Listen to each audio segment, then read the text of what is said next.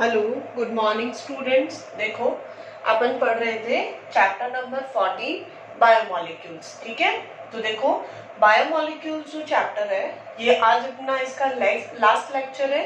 इसमें अपन पढ़ रहे थे न्यूक्लिक एसिड के बारे में। ठीक है, थोड़ा सा रिवाइज कर रही हूँ मैं। ठीक है, देखो लास्ट लेक्चर जो है आपका न्यूक्लिक एसिड में डीएनए के स्ट्रक्चर वाला, वो थोड़ा सा बड़ा है, 45 मिनट्स का हो गया। बट सब बच्चों को प्लीज जरूर देखना है वो वीडियो, बिकॉज उसमें मैंने पूरा स्ट्रक्चर एक्सप्लेन किया है डीएनए का। ठीक है, तो आप 2 पार्ट्स में देख लीजिए, कोई प्रॉब्लम नहीं है। एक दिन उसको आधा देख लेना, एक दिन नेक्स्ट दिन उसको पूरा उस वीडियो को देखना। बट उसकी स्ट्रक्चर कंप्लीट जो है वो उसमें बताई गई है, क्योंकि अगर मैं उसको लेक्चर को हाफ ऑफ करती तो वो फिर लिंक नहीं रहता, इसलिए मैंने उसको कंप्लीट उस लेक्चर को एक्सप्लेन किया है। ठीक है, अब देखो लास्ट अपना टॉपिक है न्यूक्लिक एसिड में डीएनए एंड आरएनए में डिफरेंस क्या होता है। ठीक है, देखो न्यूक्लिक एसिड जो है उसमें अपन ने डीएनए का स्ट्रक्चर पढ़ा था। ठीक है, डीएनए के स्ट्रक्चर में अपन ने देखा था 3 यूनिट्स होती है। First is pentose sugar, phosphoric acid and nitrogen bases. ठीक है, उसके बाद अपन ने पूरा उसका स्ट्रक्चर पढ़ा था, कैसे वो डबल हेलिक्स फॉर्म में अरेंज होता है, क्या कॉम्प्लीमेंट्री होता है, ये सारी चीजें अपन ने उसमें पढ़ी थी। ठीक है, अब देखो लास्ट अपन जो पढ़ेंगे वो अपन पढ़ेंगे difference between DNA and RNA. ठीक है, डीएनए और आरएनए जो होता है उसमें क्या डिफरेंस होता है। ठीक है, और ये जो डिफरेंस है ये बहुत ज्यादा इम्पोर्टेंट है।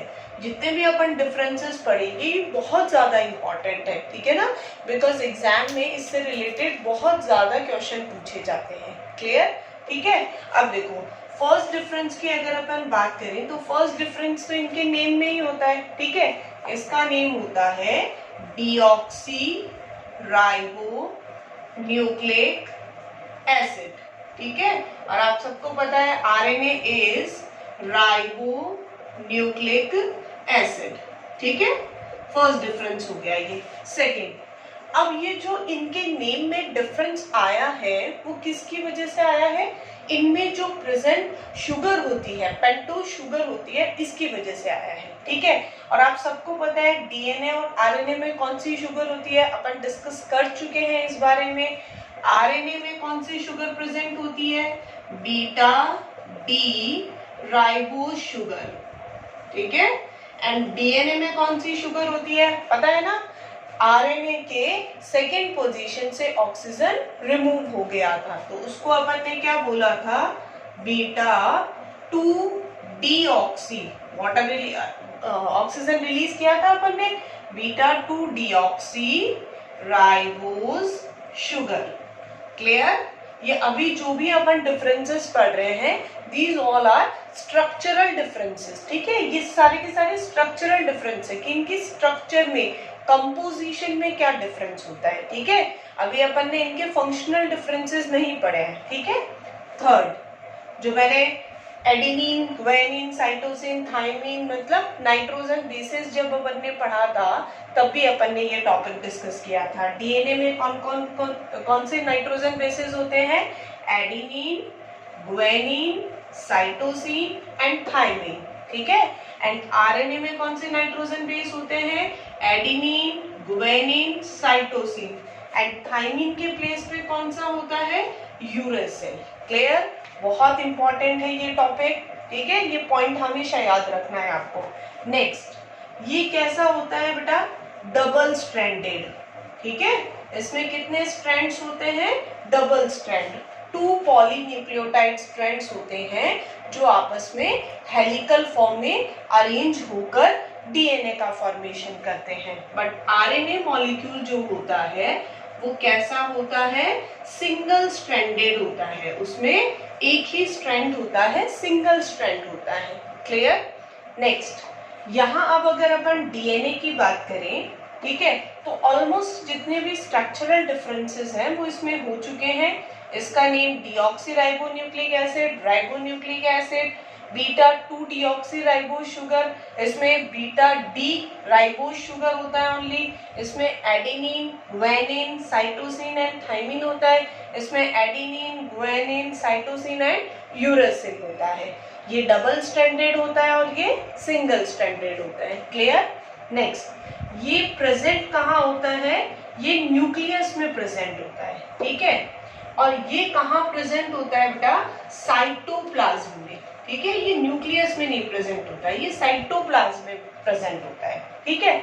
अब बात आती है इनके फंक्शनल डिफरेंसेस की, ठीक है। फंक्शनल डिफरेंसेस में ध्यान रखना कि डीएनए जो है, सबको पता है डीएनए का इंपॉर्टेंट वर्क क्या होता है?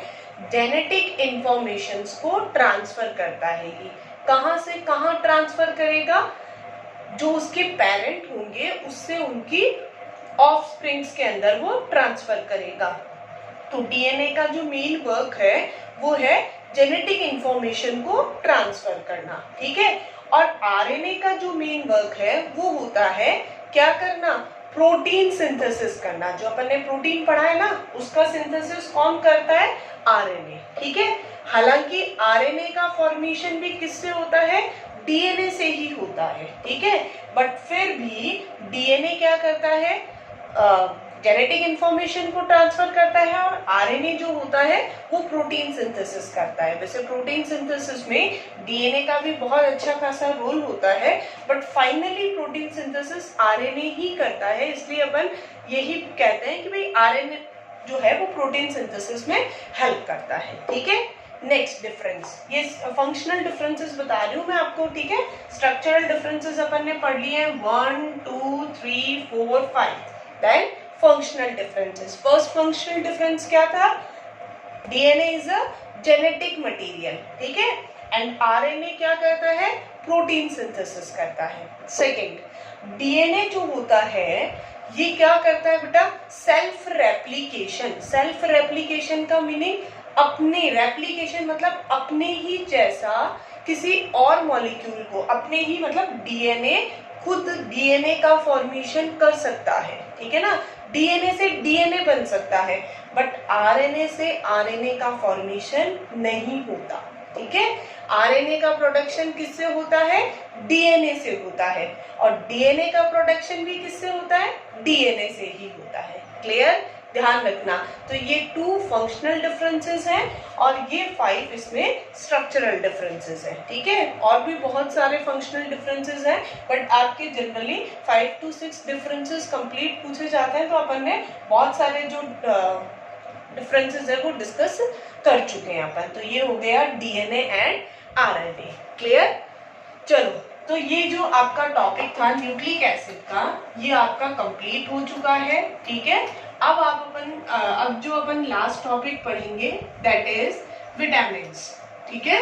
अब विटामिन्स जो होते हैं उसका जो टॉपिक है वो बहुत छोटा सा है, कुछ भी नहीं है विटामिन के टॉपिक के अंदर। उसके सिर्फ 2 टाइप्स हैं, उनके बारे में डिस्कशन करेंगे अपन, ठीक है। विटामिन्स क्या होते हैं? विटामिन्स देखो, विटामिन्स जो होते हैं वो भी फूड सब्सटेंसेस में प्रेजेंट होते हैं, या कुछ स्ट्रक्चरल कुछ फंक्शनल कंपाउंड्स होते हैं जो हमारी बॉडी के ग्रोथ के लिए एंड मेंटेनेंस के लिए इम्पॉर्टेंट होते हैं, ठीक है। अगर इनकी डेफिशिएंसी हो गई हमारी बॉडी में तो उससे क्या होता है? डिफरेंट टाइप की डिजीज क्रिएट हो जाती है, ठीक है। जैसे आपने जो क्लासेस हैं आपकी 9, 10, 8 उसमें ही आना स्टार्ट हो जाता है विटामिन के बारे में, ठीक है। आपने पढ़ा होगा विटामिन ए जो होता है उससे नाइट ब्लाइंडनेस हो जाता है, ठीक है, डिजीज हो जाती है। विटामिन बी से बेरी, विटामिन सी से स्कर्वी, विटामिन डी से रिकेट्स। तो ऐसे ही अपन कुछ डिजीज के बारे में यहाँ डिस्कशन करेंगे और विटामिन के बारे में डिस्कशन करेंगे, ठीक है। तो देखो, विटामिन जो होते हैं वो जनरली किसका काम करते हैं? हमारी बॉडी के अंदर जो रिक्वायर्ड मटेरियल है जो उसके ग्रोथ के लिए या मेंटेनेंस के लिए इम्पॉर्टेंट होते हैं, ठीक है। अब देखो, विटामिन जो है उनकी 2 कैटेगरीज हैं। First is water soluble. ये जो टॉपिक है ये बहुत ज्यादा इम्पोर्टेंट है क्योंकि इन्हीं पे क्वेश्चन पूछे जाते हैं। Fat soluble, water soluble vitamin, and second category जो है वो है फैट सॉल्युबल, ठीक है। फर्स्ट कैटेगरी है water soluble and second category है फैट सॉल्युबल। ठीक है, अब देखो इन दोनों के बारे में डिस्कशन करने से पहले मैं आपको कुछ जनरल जो चीजें हैं वो बताना चाहूंगी। ठीक है, फर्स्ट, हम जब भी फूड गेन करते हैं वो फूड हमारी बॉडी में जाके क्या करता है, फर्स्ट तो अपन को एनर्जी प्रोवाइड करवाता है। ठीक है, सेकेंड, वो फैट मटेरियल के फॉर्म में हमारी जो वेन्स होती है, जिसको अपन जनरल आजकल लैंग्वेज में बोलते हैं ना, कोलेस्ट्रॉल डिपोजिट होता जा रहा है। ठीक है, तो वो फैट के फॉर्म में स्टोर रहता है, हमारी बॉडी कहता है। ठीक है, वाटर जो होता है वो एक्सक्रीटरी प्रोडक्ट्स के साथ क्या हो जाता है, बॉडी से रिलीज हो जाता है। ठीक है, मीन्स अगर आपके जो विटामिन है, ठीक है, अब देखो वाटर सॉल्युबल और फैट सॉल्युबल विटामिन का मीनिंग क्या होगा, vitamin that are soluble in water but not soluble in fat, और insoluble in fat that are known as water soluble vitamin. Means जो भी विटामिन वाटर में तो सॉल्युबल हैं, और सिंपल सी चीज है, जो सब्सटेंस वाटर में सॉल्युबल होगा वो फैट में सॉल्युबल नहीं होगा, और जो फैट में सॉल्युबल होगा वो वाटर में सॉल्युबल नहीं होगा। ठीक है, सिंपल सा कंसेप्ट है।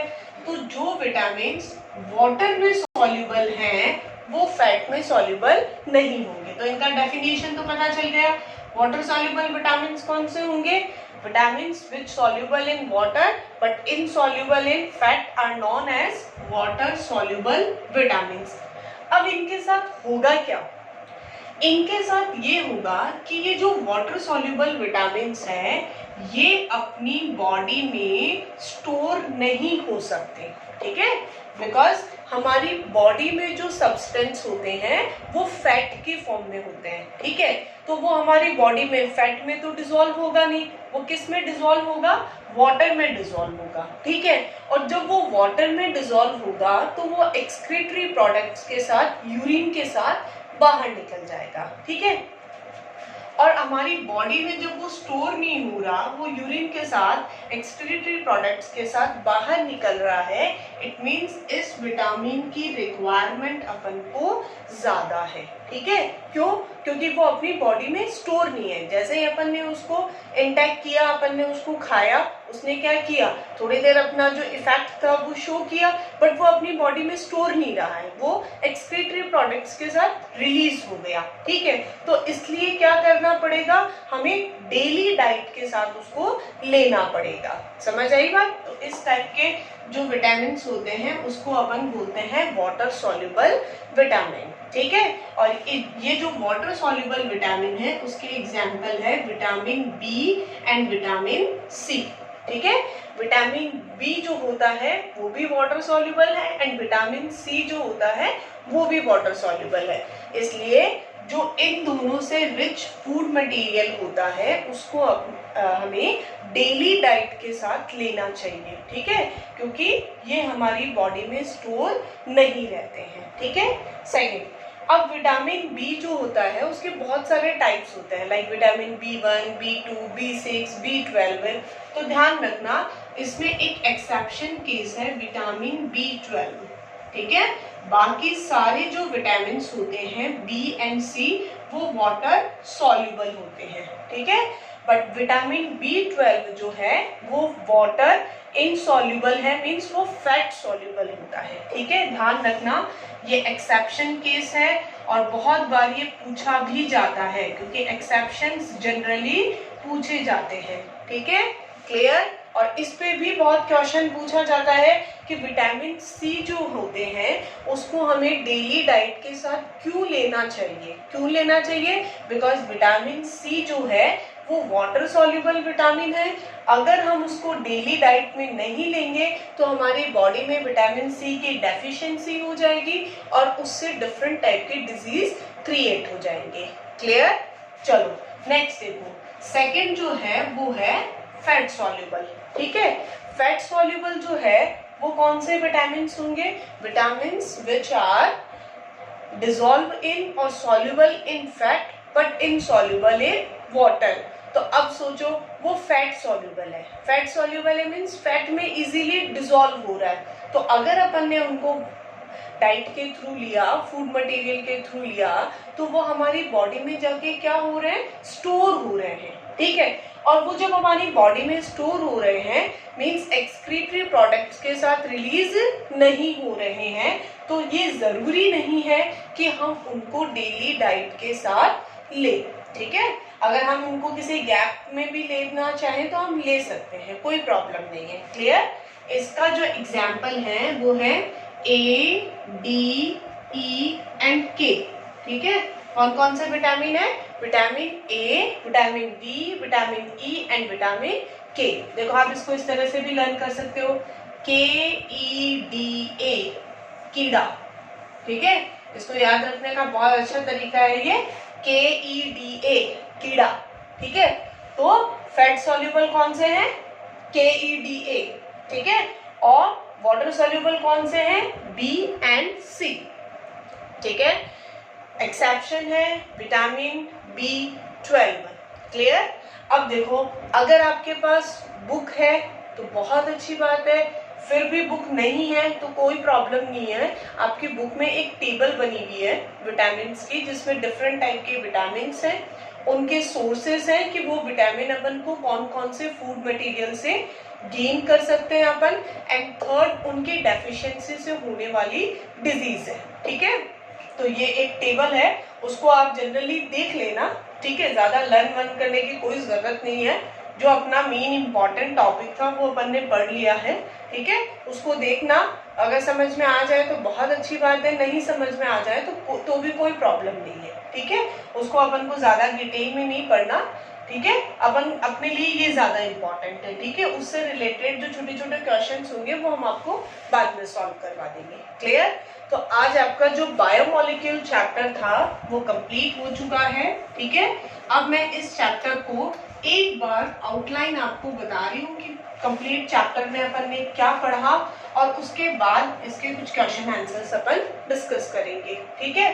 देखो, बायोमोलिक्यूल जो चैप्टर था उसमें अपन ने मेन 3 सब्सटेंसेस पढ़े, ठीक है। वैसे आपके इस चैप्टर में एंजाइम भी है, बट मैंने एंजाइम नहीं पढ़ाया है बिकॉज एंजाइम आपके 5th चैप्टर जो है सरफेस केमिस्ट्री उसमें आ चुका है, ठीक है। और वहां पे वो बहुत अच्छा खासे डिटेल के अंदर वहां बताया हुआ है, इसलिए मैंने यहाँ पे उसको एक्सप्लेन नहीं किया है, ठीक है।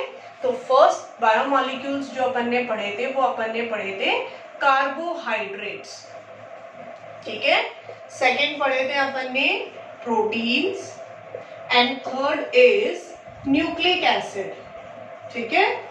कार्बोहाइड्रेट्स में अपन ने 3 टाइप के कार्बोहाइड्रेट्स पढ़े थे। First is monosaccharides, second is oligosaccharide and third is polysaccharides, ठीक है। इनमें अपन ने इनके जो डिफरेंट एग्जाम्पल्स थे लाइक ग्लूकोज, फ्रक्टोज, यहाँ अपन ने पढ़ा सुक्रोज, माल्टोज एंड लैक्टोज के बारे में, एंड पॉलीसैकेराइड्स में अपन ने पढ़ा था ग्लाइकोजन, सेलुलोज एंड स्टार्च के बारे में, ठीक है। देन प्रोटीन में अपन ने फर्स्ट पढ़े थे अमीनो एसिड्स, ठीक है। देन अमीनो एसिड्स के अपन ने क्लासिफिकेशंस पढ़े थे, एंड क्लासिफिकेशन के बाद अपन ने प्रोटीन के डिफरेंट स्ट्रक्चर्स पढ़ी थी, primary structure, secondary structure, tertiary structure, ठीक है, क्वाटरनरी स्ट्रक्चर। देन इसके टाइप्स पढ़े थे fibrous protein and globular protein, ठीक है।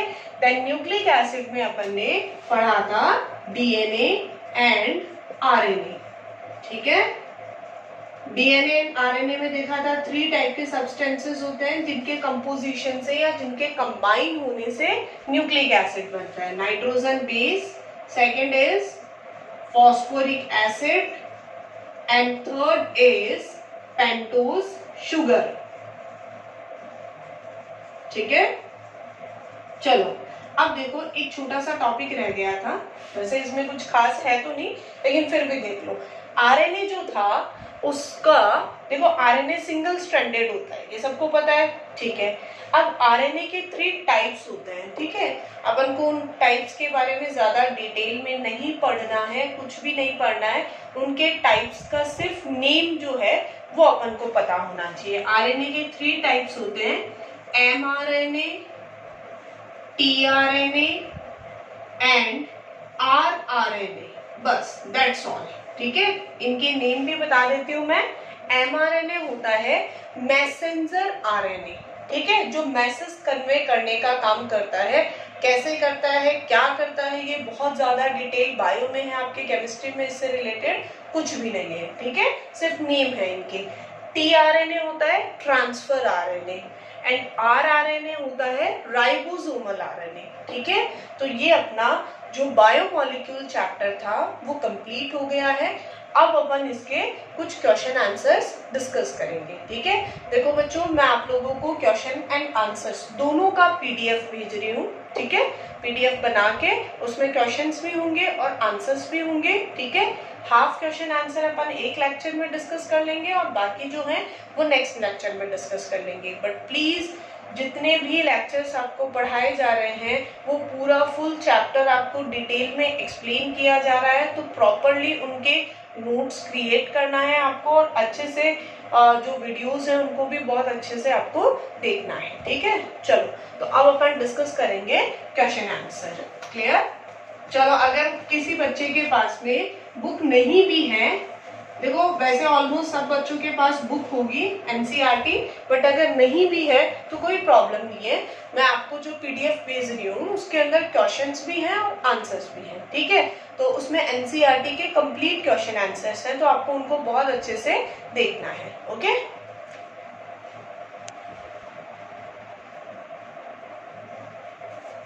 चलो देखो, आपकी जो एनसीईआरटी है, ठीक है, एनसीईआरटी जो बुक है उसके एक्सरसाइज जो है वो मैं आपको सॉल्व करवा रही हूँ। ठीक है, देखो फर्स्ट क्वेश्चन है व्हाट आर मोनोसैकेराइड्स। ठीक है, मुझे नहीं लगता है कि ये पूरा चैप्टर पढ़ने के बाद में आपको किसी भी बच्चे को ये डाउट होगा कि मोनोसैकेराइड्स क्या होते हैं। ठीक है, तो देखो monosaccharides are the smallest unit और monomer unit which combine with each other and form the oligosaccharides और पॉलीसैकेराइड्स। ठीक है, आपको पता है कि मोनोसैकेराइड्स क्या होते हैं। मोनोसैकेराइड्स जो होते हैं वो कार्बोहाइड्रेट की स्मॉलेस्ट यूनिट होती है, स्मॉलेस्ट मोनोमर यूनिट होती है।